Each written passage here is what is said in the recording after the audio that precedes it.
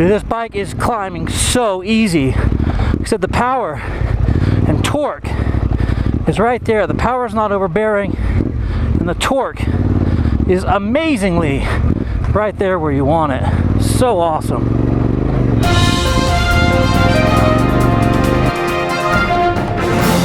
Well, well, well. If it isn't, the BikeBandit.com Tenere 700. Guys, this bike was dropped off last night, and I have not yet swung my leg over it, started it up, listened to the motor, none of that stuff. Now, I did ride with Travis last weekend. Third gear. Go. We did a charity ride with the Broken Enduro group. Phenomenal group, and if you ever get a chance to ride with them, highly recommend it. Today's ride is going to be twofold. I'm going to be giving you my initial feedback on what this bike feels like as soon as I swing a leg over, when I turn the key on, what the starter feels like, what the computer feels like. I've never ridden this bike before, so it's going to be my first time as well as your first time. So let's get to it. Like I said, I did ride next to Travis this last weekend, and him sitting on this bike next to my Super Enduro, the seat height looked extremely short. Now I can say that I'm touching the ground tippy-toe on both sides. I can put both toes on the ground at the same time. Now for me, coming off a 2008 BMW 1200 Adventure and a 2009 KTM 950 Super Enduro, on any of my bikes I have to do a lot of sliding off the saddle from side to side. But this bike, relatively low seat height as compared to other bikes in this genre. Another thing I noticed right off the bat is how skinny this bike is. It is really skinny. The cockpit, everything is narrow. Instead of having a really wide TPS display, we have a tall display. The bars seem a little bit narrower than a lot of the other benchmark bikes out there. Obviously he swapped them out already, but I'd be curious to see just how wide that Yamaha stock bar is. But everything in the cockpit here looks really narrow. Now we get the key turning on for the first time. We can see all of the numbers up here on the display. We got a full tank of fuel. We're neutral. ABS on and off. That's kind of cool. So I should just be able to hit a button that will then turn ABS off. That's cool. 73 degrees. Here's our odometer. We have 562 miles on this bike. And average miles per gallon, 43.8. Pretty interesting. Low. Maybe that's temperature. Maybe when I start it up, temperature will change. Alright, so we are in neutral. Let's go ahead and get this thing fired up.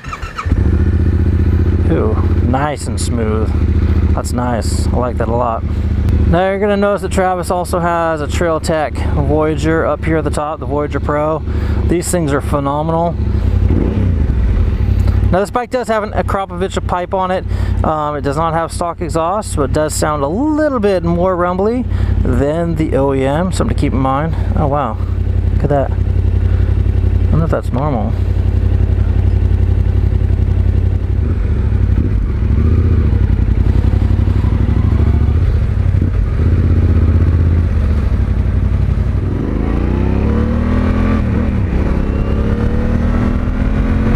That tachometer is pretty interesting. So the tachometer's coming to the side, and I'm starting to think that I'm getting close to redline, but the redline actually extends out and across over the top.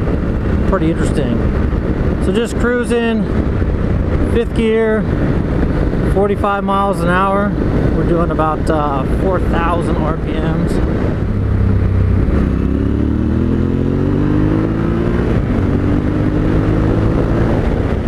Gotta say, right now, that first little pickup, everything seems really linear. It's not like it's sluggish at the beginning and then picks up.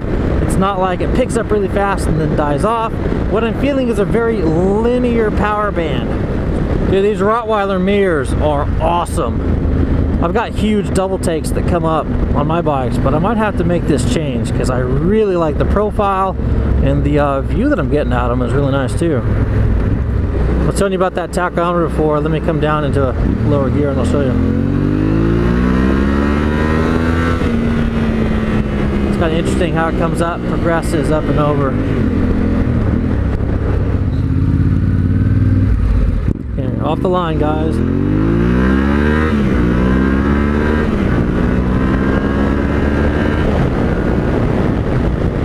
super smooth. There's a little bit of vibration in the seat, but overall, let's go ahead and take this. But overall, the feel is just really, really buttery smooth. As far as suspension goes, this bike has stock suspension. Travis says that he took the clickers and adjusted the preload so that he's pretty much all the way in, then backed off just a little bit. That way, I mean, he's a big dude, and I'm not so light myself. So the springs are all stock. Everything suspension-wise is stock. We just adjusted the preload. All right, here we go. First freeway entrance.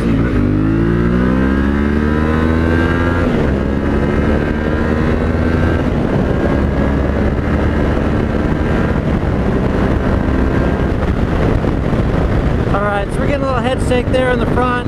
The rain groove cement that we have here in California is absolutely horrible. But as far as first roll on, I mean, there's plenty of punch on this bike in order to get you up to freeway speed quickly. Cruising down the highway here, 69, 70 miles an hour. If I wanted to pass these cars and move into the next lane, if I grab a full handful of throttle, I've actually got some pretty ample pickup in order to be able to jump over and do that. Now I'm going to go ahead and downshift the gear and see what that feels like. 1 second.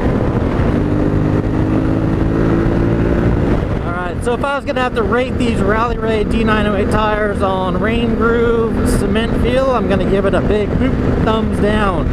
But that's pretty normal for any full knob like we have up there in the front. That really is pretty normal. So this bike does have ABS. It does not have traction control. Doesn't have any of the other crazy electronics that most of the adventure bikes out there in the marketplace have at the moment.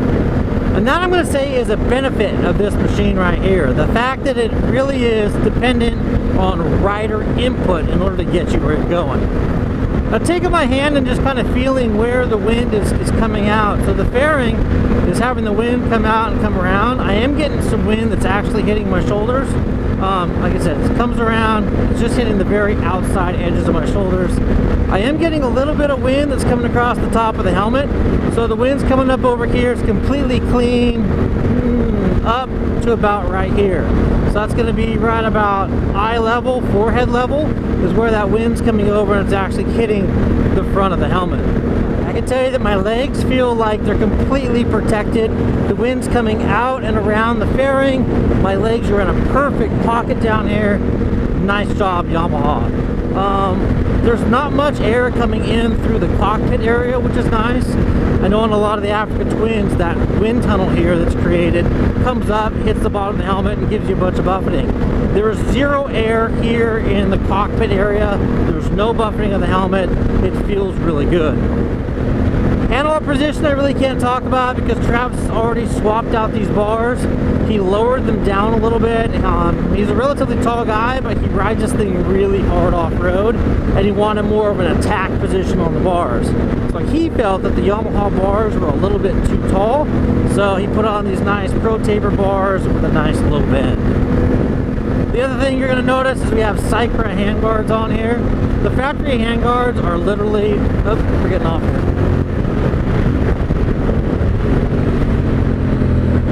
Again, this bike is super nimble. Last minute movements like that, I mean, the front of this bike is so light. If I had to say that's the biggest difference in feeling that I'm feeling on this versus an R1200 GS, my 950 Super Enduro, the Africa Twin even. Now they have done a really good job with the Africa Twin. If you're riding mostly street, that bike feels so amazing in the corners. Even though it's got a 21-inch front wheel, it feels so planted up front, the way that they've put that motor in there and given you the ergonomics. This bike feels extremely light. Like, it is phenomenal as far as how easy this bike is to turn in.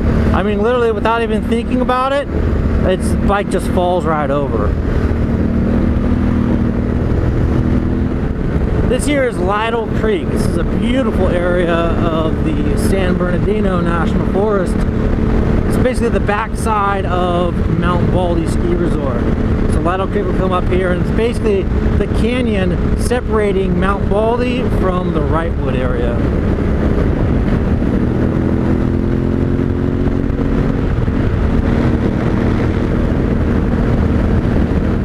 Applewhite Campground, just, I don't know, 3 miles off the 15. Gorgeous little setting right here. Anyway, right now I'm going to go ahead and turn these cameras back on. What we're about ready to hit is a gorgeous section of road that's going to give us some great backcountry, highway byway type twisties. There we go.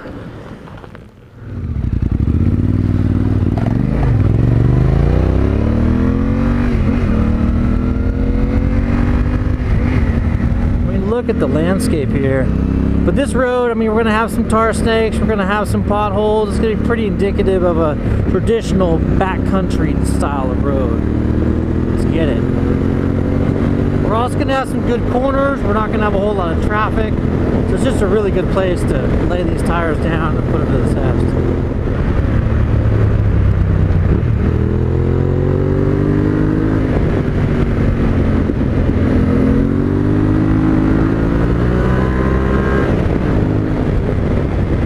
This bike is really interesting.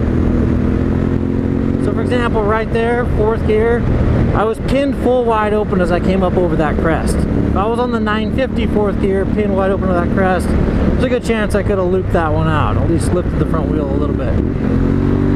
The power of this Yamaha, well, it's not lacking power at all in any stretch of the imagination. It is linear, it is predictable, and it is there when you need it. It's not overbearing, it's not overpowerful, and that's... Alright, here we go.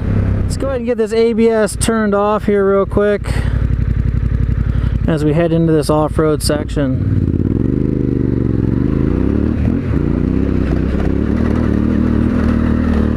Now this road can be interesting. It can either be kind of smashed down like what we're seeing today, where the cars have come through here enough in order to smush those large rocks down into the ground and make for a nice easy rolling surface. And then other times, even after a hard rain or something like that, really large river rocks kind of sitting all over the top makes it relatively difficult to ride on.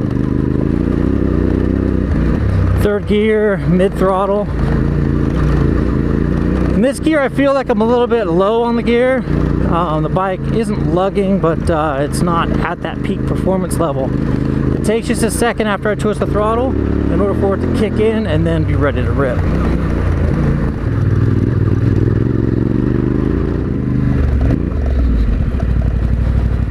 So it looks like that short little section of off-road there, we're putting the motor a little bit more under strain. We jumped up to about 220, 230 degrees on the temperature gauge there. I'll have to go back and look at the footage to see exactly what that did jump to. Now the fan's kicked on, it's cooling itself down, everything's dialed. Man, I don't know when I last turned the camera off. I think I might have missed that whole last section, which is a huge bummer. What I was saying is that this bike feels amazing out here in the dirt. We can launch off little ledges like that. It's pretty much soaking everything up. For stock suspension, I mean, it's not amazing, but it's not bad at all.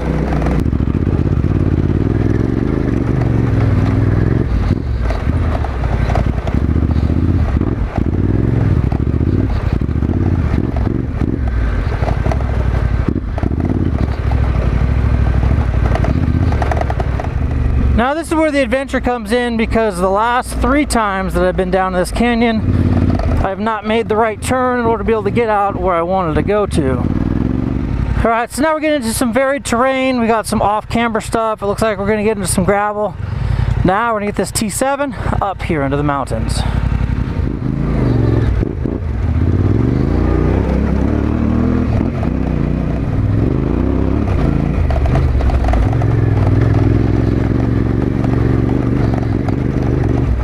Through this terrain, I want to talk a little bit about these Dunlop D908 Rally Raid tires. I mean, this is the type of terrain that these tires are made for. If you're out on a rally, you come into some technical off-road terrain, you come into cactus, you come in, dude, if you were to get sideways and to run over one of these cactus on a standard dirt bike tire, most likely that thing is going to dig right into the tire and you're going to have a flat. And that's where these rally tires are made. They've got a stiffer sidewall, they've got a stiffer carcass, and it really allows you to be able to have a puncture resistant tire So I've ridden both my 950 Super Enduro and my 1190 Adventure R. Well, let me take that back. And even my BMW R1200 GS Adventure up here. And I gotta tell you, out of all 4 bikes, including the Super T, this bike is the easiest of all 4 to ride in this particular terrain. The 1190 was throwing down so much power that we were just on and off the throttle all the time. Right here, I'm keeping a pretty steady throttle. And what gear are we in? Second and third gear, depending. Like the slow stuff, I'm in second, and then the faster stuff, I was in third. Just keep a moderate throttle on, and dude, this bike is just chugging through all of this stuff.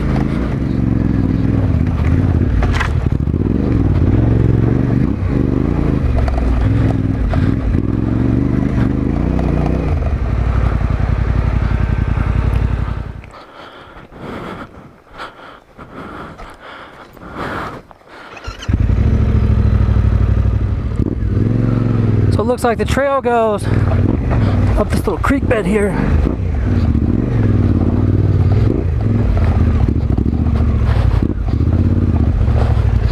Ooh. Some deep gravel or sand right here.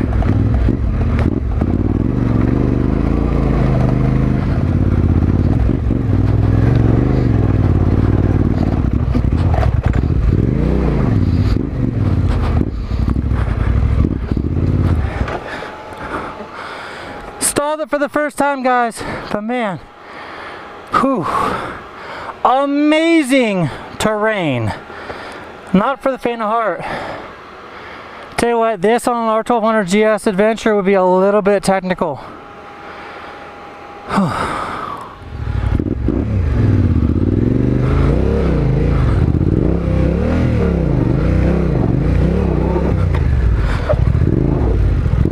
There we go. Stalled it twice.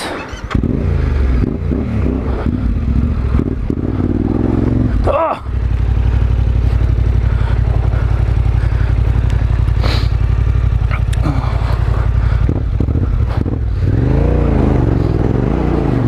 There we go.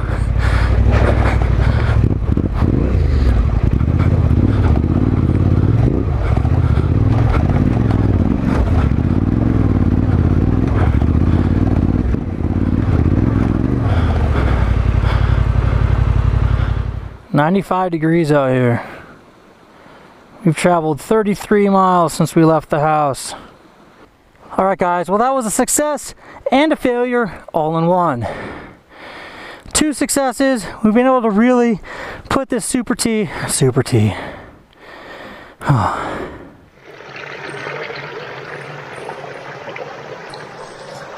Well, guys, it looks like this is the end of the road.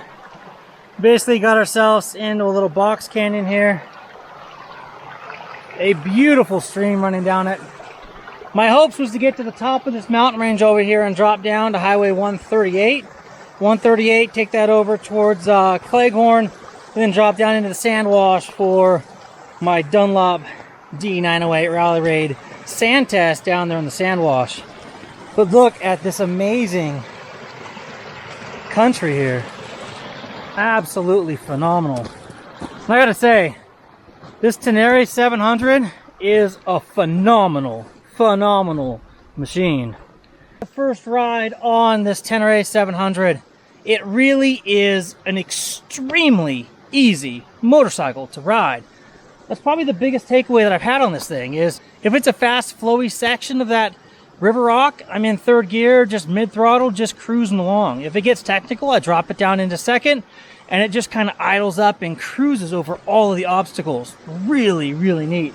On the highway, super stable and planted. On the twisties, the front end's a little bit light, but man, the ease of off-road on this machine because of that light front end, way to go, Yamaha. Huge kudos to you. Anyhow, the new Tenere 700, this is the Bike Bandit and every single Sunday bike that I was able to borrow for the week to bring you guys content, and I really, really appreciate that. Again, if you guys haven't already, go over to bikebandit.com, sign up for their newsletter, go ahead and find them on social media, follow them there. And again, every single Sunday, he is an amazing dude. Please go follow his Instagram and YouTube channel. I promise you will not be disappointed. Anyway, I'm Kyle Bradshaw. This is my first ride, my first adventure ride on the new Yamaha T7. If you like what you saw today, please give it a thumbs up. If you want more action like this coming directly to your inbox, please hit that subscribe button and more importantly, the notification bell. And until next time, and as always, take care and ride safe out there.